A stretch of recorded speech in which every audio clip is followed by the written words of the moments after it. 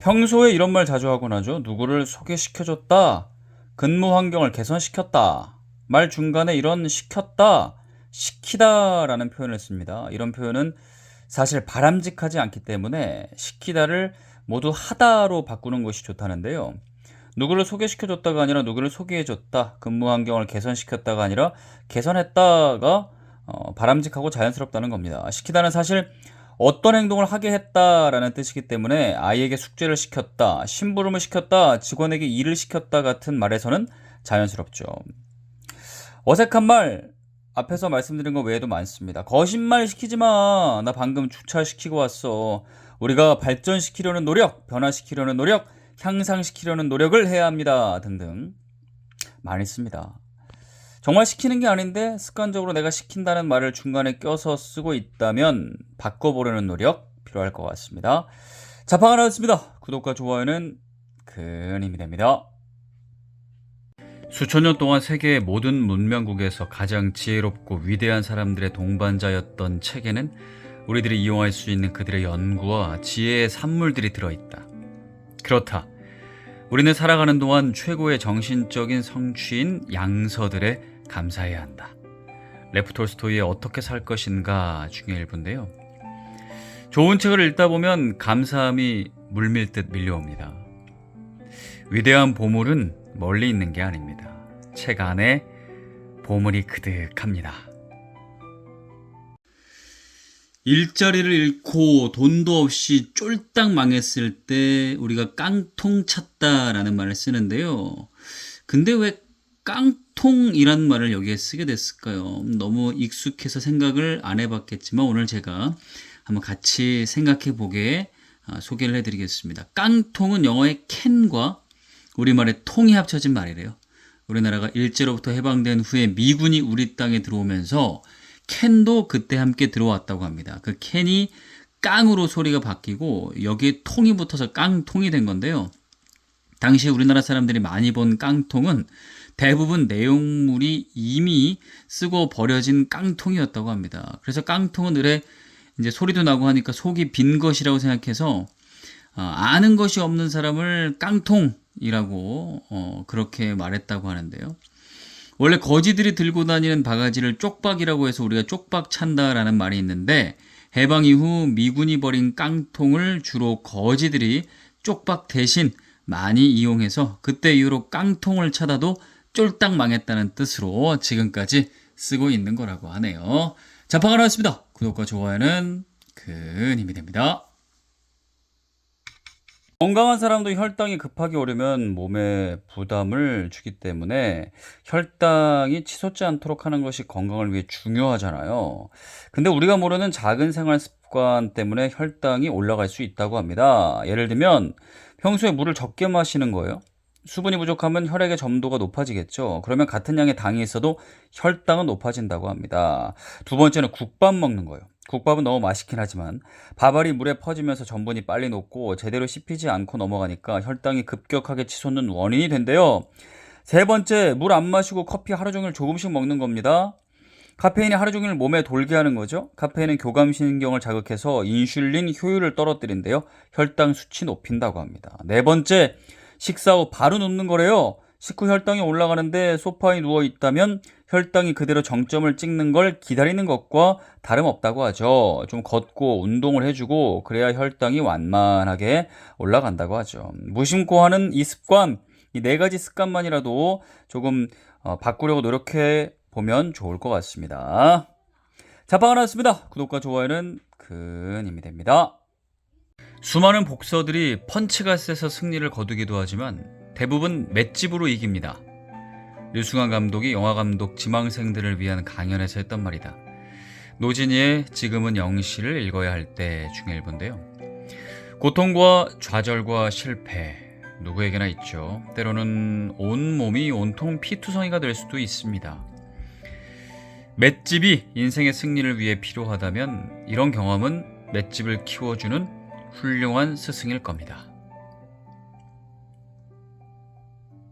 요즘 정치 뉴스를 보면 이전보다 극단적인 정치 성향이 우리 국민 사이에 더 심해졌다라는 분석이 많죠. 이건 우리나라뿐만 아니라 미국 뉴스를 봐도 유럽, 남미, 아시아 등 전 세계적인 현상이라고 하는데요. 정치라는 것이 워낙 다양한 원인이 결부돼 있다 보니까 정말 균형적인 시각이 사실은 필요한데 한쪽으로 강하게 치우치는 현상이 이렇게 나타나는 건 심리학적으로 인간의 심리적인 욕구와 사회적인 불안정성이 결합되면 이런 경향이 짙어진다고 분석합니다. 첫 번째, 사람은 불확실성의 회피 욕구가 있기 때문에 이런 경향이 생긴대요. 사회가 불안할수록 한 리더가 나타나서 복잡한 사회 문제를 하나의 원인으로 단순화해서 말하죠. 이 문제는 바로 이것 때문입니다. 저 사람 때문입니다. 라고 강하게 피력하면 많은 사람들이 일시적으로 통제감, 안정감 이런 걸 얻는 거죠. 그 사람한테 의지하게 되는 거죠. 저 사람이 뭔가 해결해 줄 것 같은. 사실은 문제가 워낙 복잡하기 때문에 해결이 쉽지 않음에도 말입니다. 두 번째는 사람은 사회적 불안감이 커질수록 집단에 소속되길 원하게 된다고 합니다. 그래야 정서적 안정감이 생겨서 그런 욕구가 생기는 거죠. 그런데 이게 문제는 뭐냐면 나의 집단이 아닌 또 다른 집단에 대해서는 배제하고 거부하는 심리가 동시에 생긴대요. 네, 이런 것들이 심해지는 것 항상 경계할 필요가 있는데요. 복잡한 사회 문제에 대해서 단순한 해답을 내는 것에 대해 항상 의심할 필요가 있다고 합니다. 뭐 이런 게 항상 나쁜 것은 아니지만 모든 문제가 저 사람 때문에, 이 특정 집단 때문에 라고 얘기하는 주장은 항상 조심을 해야 되는 거죠. 뭐만 해결되면 반드시 이 문제는 해결됩니다. 이렇게 얘기하는 건 사실 틀릴 가능성이 많잖아요. 그리고 사회적으로 불안할 때 이런 현상들이 생기기 때문에 정부는 국민들로 하여금 실패해도 다시 일어설 수 있다, 회복할 수 있다, 다시 도전할 수 있다라는 희망이 생길 수 있게끔 사회 구조를 만들어가는 것이 필요하다고 합니다. 그리고 개인적으로는 나와 다른 생각을 가진 사람들에 대해서도 문을 닫지 말고 적으로 생각하는 것이 아니라 충분히 그들과 내가 공존하려는 그런 마음가짐, 그런 경험을 늘리려는 노력 필요하다고 합니다. 네, 자판가 나왔습니다. 구독과 좋아요는 큰 힘이 됩니다. 요즘에는 임신이 어려운 난임 부부가 늘어나고 있습니다. 난임에는 물론 여러 이유가 있습니다. 결혼과 출산이 늦어져서 그런 것도 있고, 개인의 건강의 문제도 있고, 검사 기술이 발달해서 난임이 이전보다 더 잘 발견돼서 난임 수가 전체적으로 증가한 그런 경우도 있을 텐데요. 오늘은 라면이나 햄버거, 치킨, 탄산음료 같은 초가공 식품이 여성이나 남성의 건강에 영향을 미쳐서 임신 가능성을 낮춘다라는 얘기 좀 해보려고 합니다. 캐나다 맥마스터드 연구팀이 가임기 여성을 대상으로 연구를 했는데 초가공 식품 섭취 비중이 높으면 임신 가능성이 68%나 낮았다고 해요. 네덜란드 연구에 따르면 초가공 식품을 많이 섭취한 그룹일수록 배아의 크기 또한 평균 13%나 작았고 초기 배아 성장 속도도 늦었다고 합니다. 남성의 경우에도요. 네덜란드 로테르담 에라스미스대 연구팀은 초가공식품 섭취가 많을수록 난임 위험이 더 높았다고 하는데요. 초가공식품이 단순히 체중 증가나 대사 질환을 넘어서 호르몬 경로에도 영향을 준다는 거죠. 네, 초가공식품 우리가 정말 쉽게 접근하고 쉽게 먹는 그런 음식이잖아요.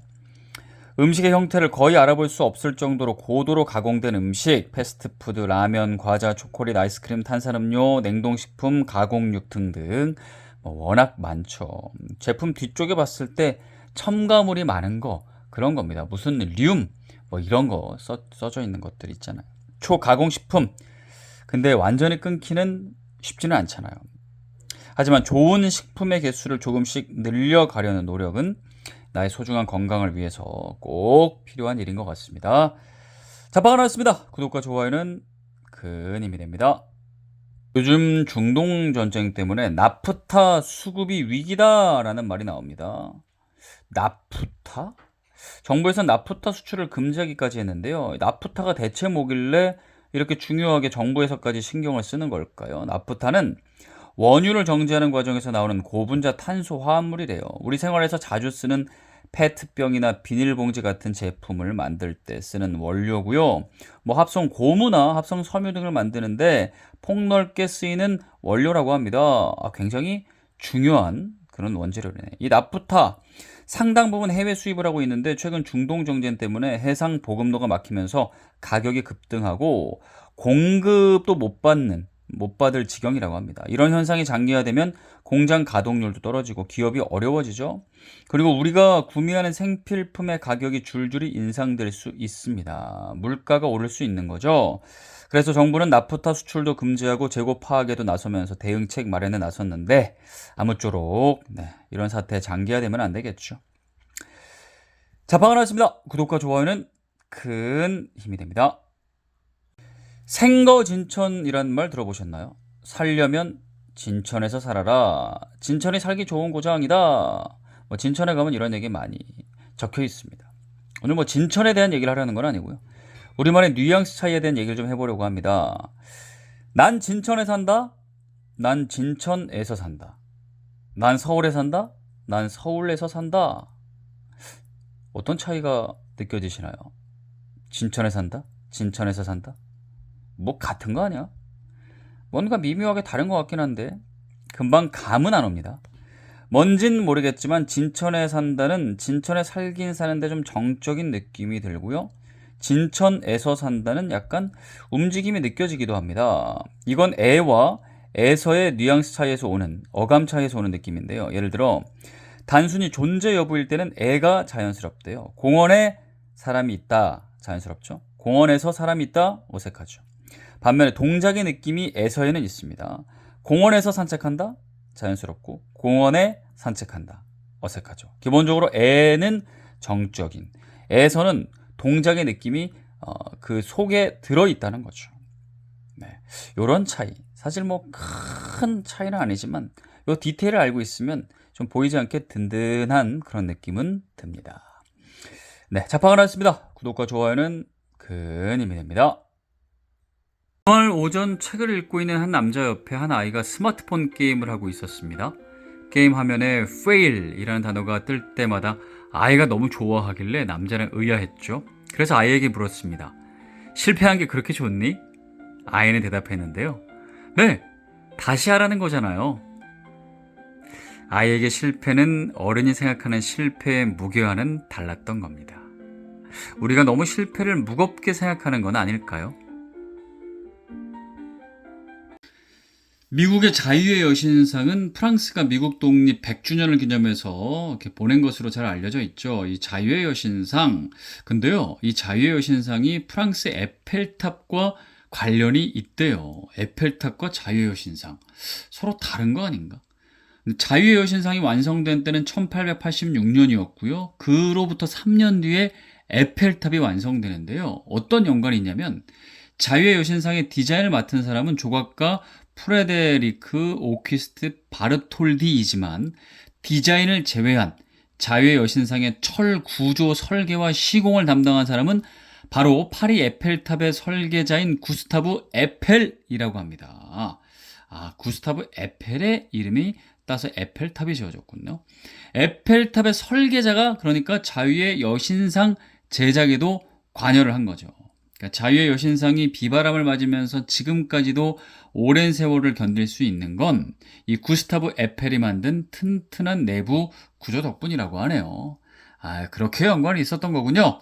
자, 반갑습니다. 구독과 좋아요는 큰 힘이 됩니다. 수술과 시술의 차이에 대해서 알아보겠습니다. 수술과 시술, 느낌은 뭔지는 조금 알 것 같은데 국어사전에서 뜻풀이를 보면 구분하기가 쉽지는 않습니다. 수술은 말 그대로 수술이고요. 시술은 뭘까요? 사전적 의미로는 의술을 베푼다라고 적혀 있는데요. 더 헷갈리네요. 하지만 우리는 보통 수술은 조금 큰 수술, 시술은 좀 작은 수술, 그냥 치료 요 정도로 알고 있는데 정확하게 한번 오늘 정리해 보겠습니다. 수술은 병이나 외상을 치료하기 위해 피부나 뼈 등을 칼이나 가위, 톱 등의 기구로 째거나 자르는 등의 일을 가리키는데요. 외과 수술, 성형 수술, 접합 수술, 이식 수술 등등이 있죠. 수술은 좀 친숙합니다. 근데 시술은 어디까지가 시술일까요? 정의는 의술과 최면술 따위의 술법을 베푸는 거라고 하는데 이 정의를 읽으면 헷갈리니까 일반적으로 시술은 소규모의 가벼운 수술을 가리키는 경향이 있습니다. 미용 목적의 성형 수술을 포함해서 간단한 외과 수술도 시술이라고 부른대요. 시술은 비교적 시간도 오래 걸리지 않고 회복도 빠른 편이라고 하는데요. 시술에는 간단한 수술 외에도 요즘에는 물리치료나 침치료, 한방치료, 문신까지도 포함하는 개념이라는 거 기억해 두셔도 좋을 것 같습니다. 수술은 좀 큰 수술, 시술은 소규모의 어떤 가벼운 수술, 간단한 외과 수술까지도 포함한다는 거 기억해 두시면 좋을 것 같습니다. 자, 반갑습니다. 구독과 좋아요는 큰 힘이 됩니다. 진짜 행복해지려면 일상적인 행복을 느낄 수 있어야 한다. 일상적인 행복을 맛보기 시작하면 수시로 행복해진다. 아무 일 없는 상황이 얼마나 다행스러운가를 알아차리면 온통 행복한 일 천지다. 일상적인 행복은 행복의 시작점이다. 강명의 숨통트기 중의 일부인데요. 행복이 더 이상 우리 인생에서 달성해야 하는 어떤 목적이 아닌 가까이에 있는 친한 벗과 같은 것이 되려면 우리는 그 답을 분명 일상에서 찾아야 할 겁니다. 나이 들수록 젊은 때는 없었던 특유의 그런 어떤 체취가 나잖아요. 흔히 노인 냄새라고 하는데 종종 위생 문제로 오해받기도 하지만 사실 자연스러운 신체의 변화죠. 나이가 들수록 정확하게는 한 40대 이후부터는 젊을 때 없었던 그런 물질이 피부에 분비가 되면서 냄새가 난대요. 사람마다 정도의 차이는 조금 있지만요. 피할 수 없다고 합니다. 흥미로운 점은 모두가 이 냄새를 나쁘게 느끼지는 않는다고 합니다. 2012년 연구에 따르면 젊은 사람들에게 다양한 연령대의 채취를 맡게 했는데 고령층의 냄새를 더 불쾌하다고 평가하진 않았다고 합니다. 대신 다른 연령대와는 다른 독특한 향으로 인식했다는데요. 이 냄새 완전히 없앨 수는 당연히 없겠지만 줄일 수는 있겠죠. 규칙적으로 샤워하고 옷과 침구를 또 자주 좀 세탁해주고 향이 있는 로션이나 샴푸 같은 제품을 써주면 충분히 줄이는 데 도움이 된다고 합니다. 무엇보다 전문가들은 마음이래요. 마음. 이런 채취 변화를 거부하는 마음보다는 자연스러운 과정으로 받아들이는 것이 중요하대요. 누구에게나 일어나는 변화이기 때문에 내가 반드시 이걸 없애야 돼, 냄새를 제거해야 돼 라는 식으로 접근하기보다는 잘 관리해 나가야겠다라는 마음가짐이 필요하다고 하네요. 네, 자팡 하나였습니다. 구독과 좋아요는 큰 힘이 됩니다. 나이 40이 이제 넘어가면서부터는 후회하기 시작하는 것들이 있대요. 심리치료사에게 찾아온 심리적 문제를 갖고 있는 사람들이 공통적으로 하는 그런 말들이 있습니다. 뭐, 돈, 직업, 꿈, 이런 게 아니었어요. 어릴 때 친밀했던 친구 관계를 계속 유지하지 못한 것에 대한 그런 후회를 많이 얘기했대요. 대부분의 사람들은 자신의 분야에서 경력을 쌓고 또 가정도 잘 꾸리는 데 집중한 나머지 친구 관계를 일단 뒤로 미루죠. 그러다가 어느덧 10년, 20년이 지나서 40대 이후에 이렇게 돌아보면 내 주변엔 아무도 없구나라는 것을 느끼게 된다는데요.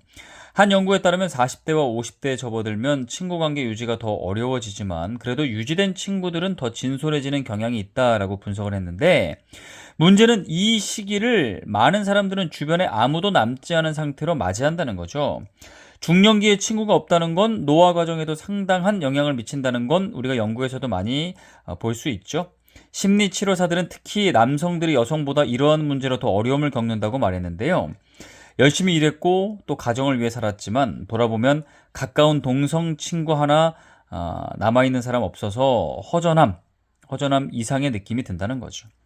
하지만 전문가들은 지금도 늦지 않았다고 말합니다. 어찌하다 연락이 끊겼더라도 예전에 좋은 관계였던 친구들에게 또 진심 어린 연락을 하고 또 조금의 어떤 배려도 좀 이렇게 보인다면 충분히 관계를 회복할 수 있다는 거죠.